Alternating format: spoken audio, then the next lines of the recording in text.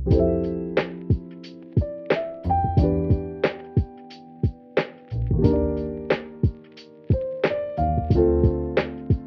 hi, I'm Alana, And I'm Jesse. and we're making mentions. Welcome to Not Your Bubby's Tourist School, where we talk about all things Jewish that we wish we learned about in tourist school. Today we are talking about Ometz Lev, which is strength or heart strength. Like heart strength. So, this is part of our July Not Your Bubby's Tourist School series, where we're talking about how Jewish ethics and values and principles sort of lend themselves.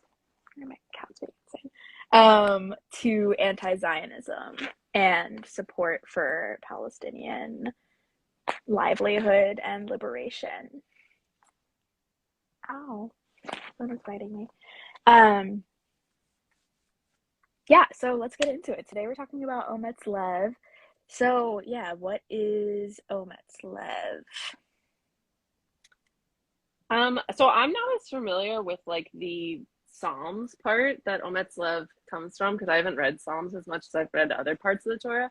But Ometz Lev is like a theme, a midot that is like traced throughout the Torah, and I really like in this source from My Jewish Learning where they talk about the different moments of Ometz Lev. So that is considered almost like this strength you do not know you have, but this courage to be strong in moments of extreme difficulty and hardship in the Torah. And My Jewish Learning references Abraham confronting God, as we've talked about on this, not this specific series, but in Not Your Bubby's Torah School, about the destruction of Sodom and Gomorrah being like the start of social justice. We've talked about that, but the courage to talk back to God. Shifra and Pua, who are the midwives in Exodus who refuse to kill all the firstborn male Jews, or all the boy Jews being born. And yeah, Queen Esther. There's tons of other examples of Jewish people who have found the courage to stand up and say something or take action or push back at a time when there's a popular opinion saying otherwise. And it's kind of this like indescribable trait that this strength comes from your heart or comes from a higher power to be bold. Yeah, I think we see this like a lot throughout the Torah, like you're saying, Jesse, and like a lot of the like holiday stories. Mm. I feel like almost most of the holidays that have very specific stories that involve people, like involve this idea of Ometz Lev or like strength, courage. Um, there's a teaching that sort of reflects this idea of Ometz Lev that is also in the My Jewish Learning source, that Rabbi Nachman shared. And the translation is, the whole world is a very narrow bridge, and the main thing is not to fear at all. And they go into like the specificity of that teaching and the idea that like courage or Ometz Lev is not about denying fear or acting like fear is not there, or yeah, like accepting fear, um, and sort of recognizing that courage is about acknowledging that fear and still moving forward with the action, that scares us anyway. Uh, they say fear is unavoidable, perhaps even required, but courage involves moving forward despite our fear and not exacerbating our anxieties. So I thought that really stood out to me. I also just thought the general translation of the phrase was really interesting because the literal translation of Ometz Lev is strength of the heart, which like has trickled into heart strength, inner strength, and then courage in its English translation. Um, but I thought thinking about that in some of those different ways was really interesting and beautiful. Um,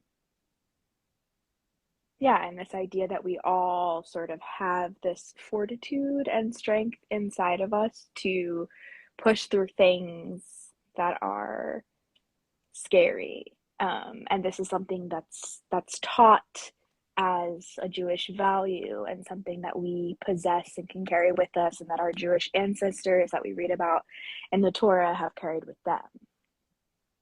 Yeah, I love that too. I love the idea that it's not that we are avoiding fear or trying to ignore our fear, but that it's almost like recognizing that everything within your feelings or everything in your body is valid, and like there is a time and place for everything. So it's not about like never being afraid or pushing it down or pushing it past it. It's about acknowledging that fear, meeting the fear, but giving it a place, and then being like, I'm not going to push this any further. I'm not going to overthink and drive myself crazy with the worries. It's more about acknowledging it, making my peace with it, and pushing through it.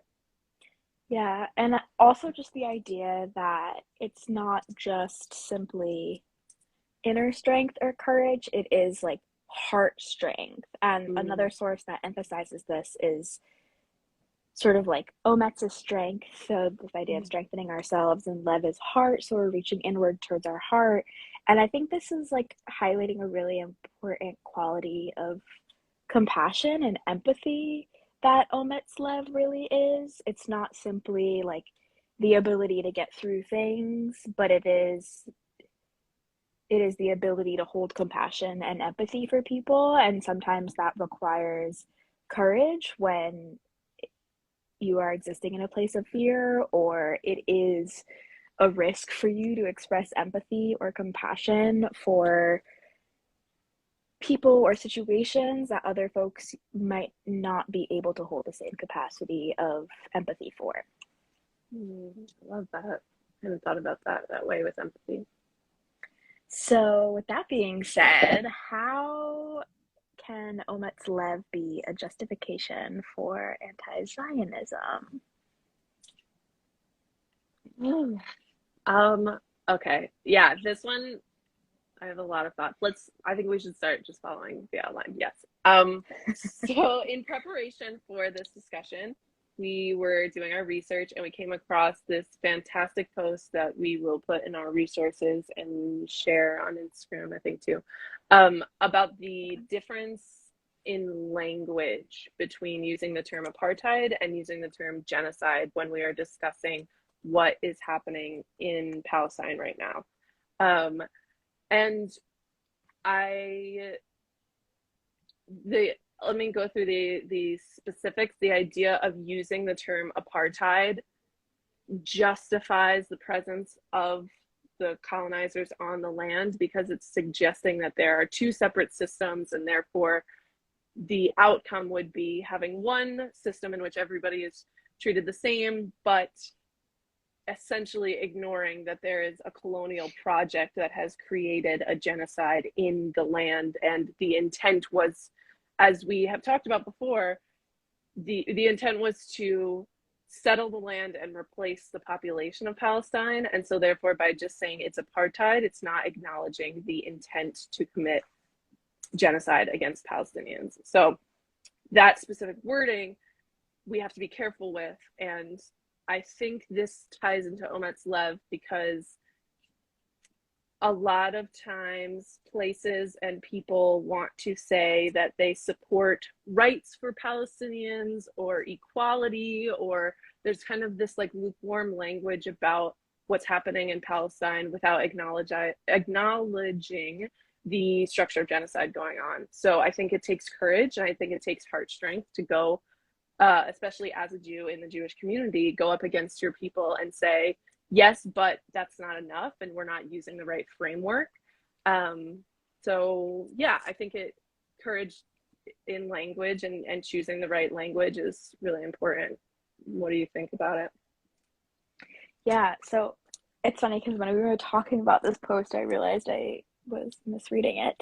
Um, and like upon reading it farther, I was like, okay, that's really interesting because we sort of started off taking a stance where we were like, this is genocide. And we weren't even using the word apartheid.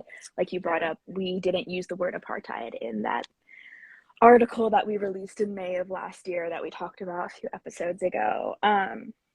We just called it genocide. Um, and I feel like the word apartheid has only, and this could not be historically accurate, but I've only seen it used in radical Jewish spaces within the last year or so after the what Amnesty International, that thank one. you, the Amnesty Yeah. International report came out calling it an apartheid state. Um, and since then, I think it's been like, okay, yes, this is an apartheid state, or like it's like everyone is saying it's an apartheid state. But I don't know, this sort of made me think like it almost feels like reading this that their consensus is like, okay, everyone who's Jewish can agree that Israel is an apartheid state. And that is just so far from the reality. And I think that we haven't even gotten to a place in honestly in most Jewish American spaces where people are even comfortable naming it an apartheid, let alone a genocide or ethnic cleansing, which it is. Which it is. To be clear, that's not something that I'm refuting, but even to call Israel an apartheid state in most Jewish spaces in the United States is sort of to put yourself at risk of backlash and shunning from your fellow Jewish community. And so, yeah, I think it's like a both and situation where it's sort of we need to call the genocide and ethnic cleansing that happens in Palestine what it is and acknowledge that reality. Um, but we also need to hold space for these conversations in general in Jewish spaces to happen. And like, we need to get to the point where it's even common practice to name Israel an apartheid state before we can be having conversations around if calling Israel an apartheid state is enough or not. Sorry. Um, and so this idea of Ometz Lev comes up because holding space for those conversations and calling Israel not only an apartheid state, but genocidal and enacting ethnic cleansing requires courage, requires heart strength, requires compassion and empathy for the Palestinian experience in Palestine, and also requires compassion and empathy for ourselves to like look back at our past selves and be like, I was fed information that was not the truth, and I really like stuck by it. And it's really difficult, I think, to shift a foundational belief like that that impacts your standing within a community that's important to you. Um, but sort of like Ometz Lev talks about, we have to reach into that inner heart strength um, and do things that are scary, especially when we know that it is right, even if it is scary. That was a tangent, but No, that wasn't a tangent. That was perfect. I think the core of this, right, is that language is emotional, and specifically in Jewish communities, the term genocide is heavily charged because it took so long for the Holocaust to be recognized for what it was and a genocide against Jews. And there are many Jewish people, I think, who feel that genocide is reserved for talking about mm-hmm. Jewish people. And as we know throughout history, the Holocaust is not the only genocide. There are countries that are formed on the basis of genocide of Native and Indigenous peoples. And we cannot limit talking about genocide to only talking about the Holocaust. That being said, it is hard, but it is essential. Like it is Ometz Lev to hold two things true at the same time, which is compassion and love for other Jews who feel that there needs to be a special recognition of Jewish trauma and the Holocaust, but also pushing with love and care that our trauma is not the only trauma in the world, and traumatized people who do not heal generational trauma go on to inflict that trauma on other people, which is what we're witnessing in Palestine. So I think this, it comes back to how much you're willing to commit as a person to anti-racism and anti-oppression. Like, we're all willing to commit until a point. And that being said, as somebody who grew up very Zionist and who absolutely used to push back on this whole idea that Zionism was bad and how could that be possible, and it does not come from a place of judgment. It comes from a place of realizing that I need to keep pushing myself further every time I get uncomfortable with, well, how is that really oppression? I don't really, that's not real. That doesn't sound like what I grew up with. Oh, wait, check in, like, and take the Ometz Lev, take the courage to face my own beliefs and the communal beliefs that I thought were right, and challenge them. Yeah, I think that's really important. Because I think a lot of times, and this is something we've been actively critiqued for, it can come across like better than, or what's the word that I'm looking for? Is it pompous? Is that the word? Pompous. That's the word that I'm looking for. Um, it can come across some as pompous to suggest, like when Jesse and I say things like, we wish other Jewish Americans this journey of healing and love and liberation towards anti-Zionism. But in reality, like, that is grounded in compassion and love. Like, that is coming from the most genuine place possible, where, yeah, we did that for ourselves, and I have seen people that I love also engage with it and go through that process. And like, that is what is going to bring us to a new continued age of Judaism, if we allow ourselves to be flexible and question and change our beliefs, because that is like the whole grounding of Judaism, is questioning and changing beliefs when we receive new information. Um, and yeah, I mean, that is just simply scary, especially when most Jewish American spaces are not ready to have that conversation, are scared to have that conversation, for a variety of reasons, all of which are, for the most part, understandable. Um, but yeah, the necessity for us to sort of take that fear and put it aside, because we believe in liberation. And because we believe in liberation, and because we believe in anti-oppressive work, that means we believe in wholeheartedly liberation for Palestinian people and land. Um, Yeah.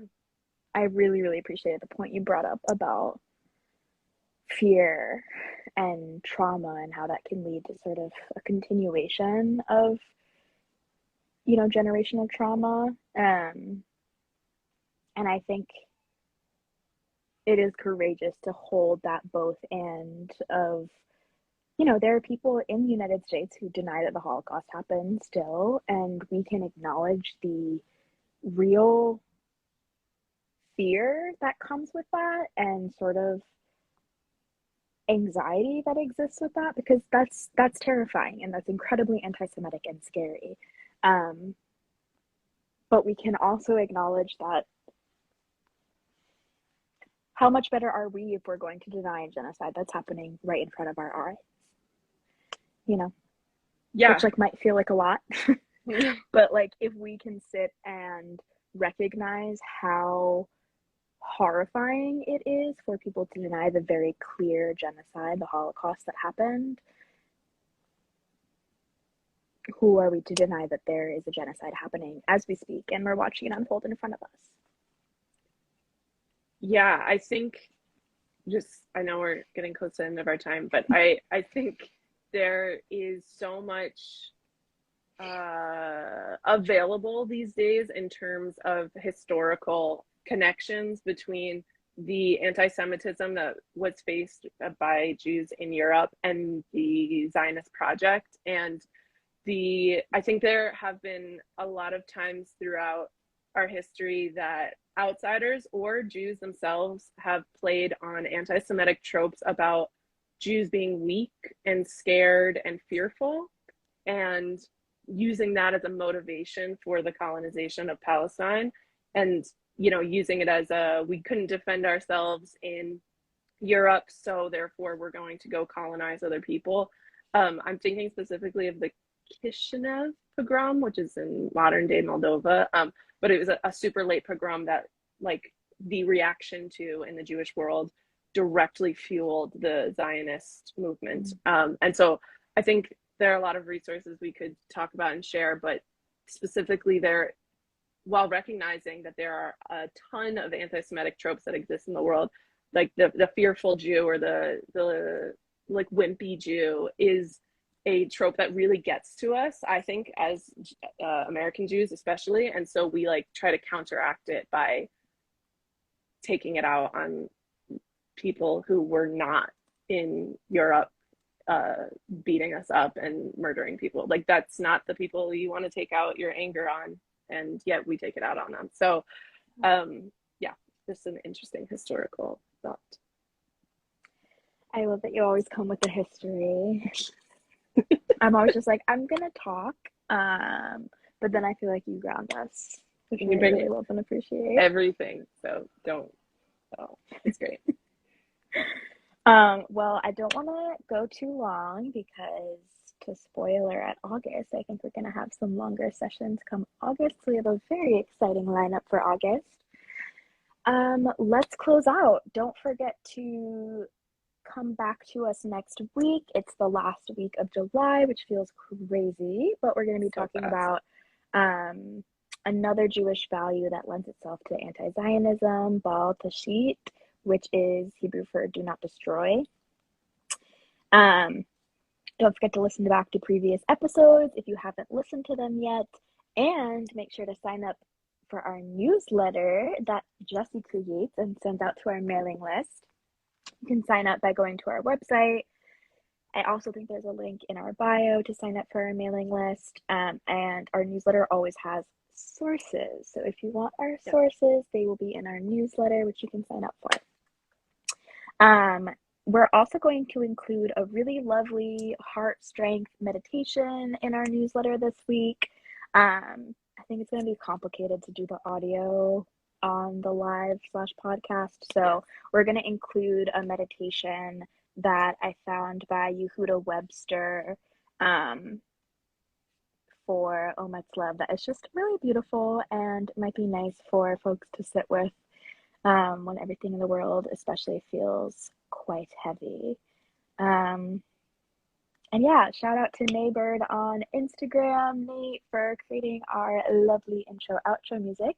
If you liked that, you should go check him out on Instagram. His link is in probably all of the episode notes. Amazing. Okay, thanks everyone. Bye, Jessie. Bye.